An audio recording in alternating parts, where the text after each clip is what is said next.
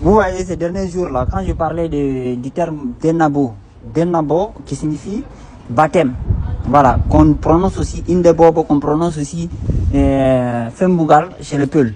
Voilà, Indebobo qui signifie donner le nom, Fembugal qui signifie coiffer le bébé. Maintenant, il y a donc, en rapport avec le bébé, en fait. Le bo, j'ai dit que le bo, là, ça fait référence à l'essence même du bébé, en fait. Voilà. C'est ce que j'avais expliqué. Et que le bo, là, a la même racine que le serpent, le nom du serpent en poulard, qu'on dit boti, ou bien bolal. Maintenant, et j'ai expliqué que, en fait, on était très liés, et surtout les gens qu'on dit Wassolonka, ils sont très liés à l'Inde. Par exemple, on a Sangaredi en Guinée, et puis on a Sangaredi en Inde. Vous voyez, non? On a le Sankara River, et on a Sankhar. Sankhar qui est comme Sangaré, parce que les noms qu'on dit de Wassolonka, essentiellement, c'est les Sangaré, les Sidibé, les Djakité, et les Diallo, et puis les Sankara, normalement, ils en font partie, et les Toumani aussi, les Touman. Maintenant, tous ces noms-là, c'est des noms qu'on retrouve en Inde, comme Sankhar ici dans le bouddhisme. Et puis j'ai dit que le terme Bo là, c'est la racine aussi pour Bowal. Bowal qui signifie chaîne de montagne. Parce que pour dire une montagne, on dit Fello. Fello. Fello ou bien Pellou. Une petite montagne, on dit Pellou. Mais une chaîne de montagne, c'est Bowal. J'ai dit parce que en fait, la chaîne de montagne est en zigzag, tout comme le serpent. Tout comme le bébé, même quand il sort du ventre de sa mère, il fonctionne comme un serpent pour sortir en fait. Il pivote pour sortir du ventre de sa mère. Voilà. Donc, après, j'ai fait remarquer aussi que les Sidi, là, quand on dit les Sidibé, il y a les Sidi, que c'est, normalement, ça signifie les Sidi. Sidibé en poulard, ça signifie Sidibé. Il y a les Sidi, là-bas. Maintenant, vous voyez, dans la culture hindoue, là, qu'on dit de l'hindouisme, il nous parle de la Kundalini. Kundalini, déjà, ce terme-là, on peut le décrypter un peu. Kundalini. Kundalini. Dal, ça veut dire se poser. Vous voyez, non? Dal en poulard. Kum, ça veut dire cette chose-là, cette petite chose-là. Dalini, qui s'est posée ici. Ça veut dire que c'est quelque chose, c'est comme une petite bête qui est reposée quelque part. Or, c'est l'idée même derrière la Kundalini. On dit que le serpent qui est levé au bout de la colonne vertébrale. Et j'ai expliqué que, par exemple, quand vous prenez chez le Peul, on dit les fesses, on appelle ça bobi. Bobi, ça veut dire la source du bo. Mi, c'est la source. Mi. Par exemple, quand on veut inviter quelqu'un, on dit mi, tel. Voilà. Pour dire que tu es descendant des gens, par exemple, pour te dénigrer, quoi. Donc, le mi, là, ça indique la source. Donc, c'est la source du bord. Quand on dit bord, or, on sait qu'au niveau des fesses, au niveau du bas du dos, c'est là qu'on dit le sacrum, c'est là-bas que la source du Kundalini. Et maintenant, voilà, ici, c'est 140, le terme 140, par exemple, vous voyez en Guinée, 140 qui est là. Les endroits, il y a une montagne qu'on appelle Sankara. Vous voyez le nombre d'endroits qu'on appelle Sankara en Inde. Tous les points rouges là, c'est les endroits qu'on appelle Sankara en Inde. Voilà. Et en Guinée, voilà le coin Sankara. Et il y avait une fille qui m'avait fait remarquer ça, une fille. Le Bushinengue comment on appelle ça, des îles de Suriname, le Bushinengue de Suriname. Elle a dit que dans sa langue, Bo, ça signifie le souffle de la vie. Or, en réalité, ça coïncide en fait. Voilà même son profil, le Bushinengue du Suriname aux Amériques.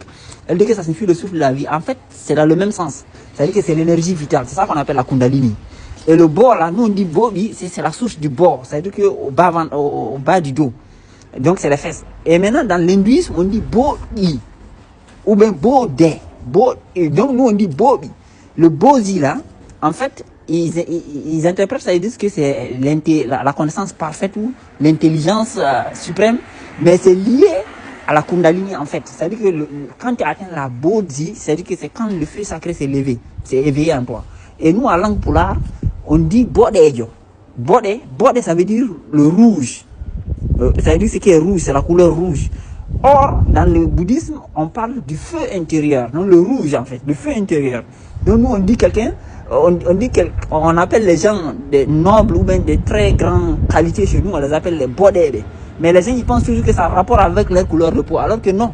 En réalité, c'est un rapport avec le feu intérieur, le rouge, bodé. Bodé, ça veut dire la couleur rouge.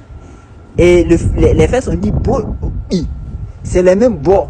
Le i, la bo-i, c'est la source du bo. Donc, le bo, là, en réalité, c'est justement cette force qu'on appelle parfois la libido, ou bien la kundalini, qui est tapie au niveau du bas du dos. Vous voyez, non? Donc, ils parlent de Bodhidharma. On dit que c'était un moine éveillé, voilà, qui est très célèbre, le Bodhidharma. Vous voyez, même dans les films, on parle de lui. Maintenant, il parle du Dharma, comme, voilà, c'est un concept très puissant, c'est les hindous et les bouddhistes généralement. Mais c'est écrit en sanskrit, Dar. C'est la racine Dar.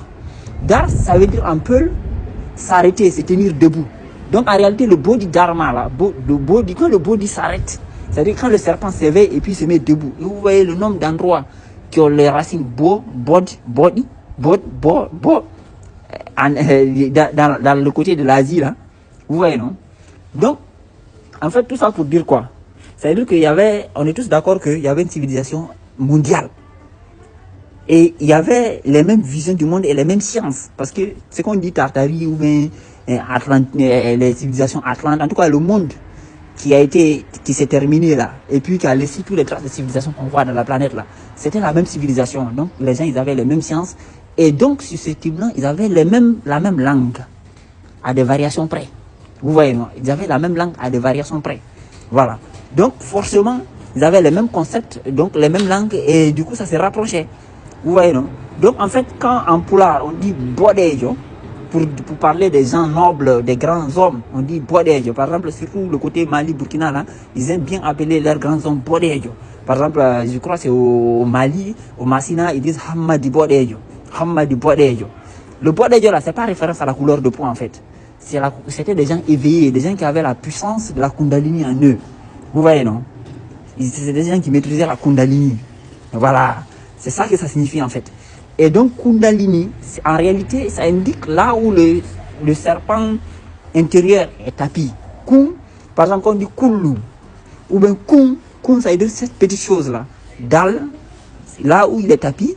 Ni, où il est couché. Dal, par exemple, on dit Dalal, ça veut dire que c'est reposer.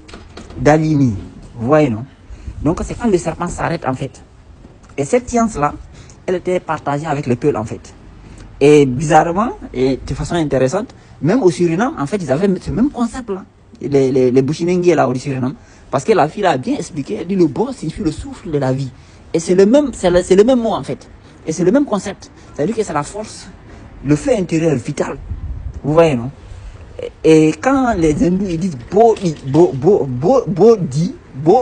ou même Bodhi, ça signifie serpent en peul.